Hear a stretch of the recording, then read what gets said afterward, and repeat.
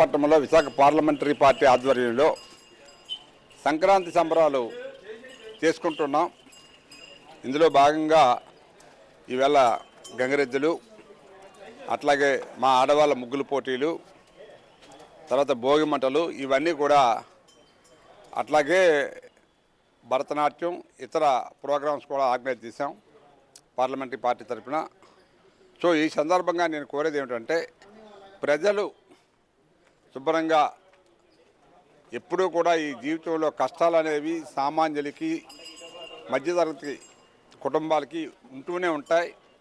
ఈ కష్టాలు మర్చిపోవాలంటే ఈ 3 రోజుల పండగ కూడా హ్యాపీగా పిండి వంటలు వండుకొని, పిల్లలకు కొత్త బట్టలు తీసుకొని, సరదాగా అందరూ కలిసి భోంచేసి ఈ 3 రోజులు కాలం గడిపితే ఇక దీనికన్నా మించింది ఇంకోటి ఏదని చెప్పి ఈ సందర్భంగా నేను తెలియజేస్తూ, ప్రజలందరూ కూడా సుఖశాంతులతో ధనధాన్యాలతో తొలతోగాలని, ఈ టైంలో రైతులు కూడా మంచి పంటలు పండి ఇంటికి తెచ్చుకొని ఆనందిస్తారు. కానీ మన ప్రాంతంలో చాలా దెబ్బతిన్నాయి. రైతులకి వర్షం సమంగా సహకరించక మన ప్రాంతంలో దెబ్బతిన్నాం.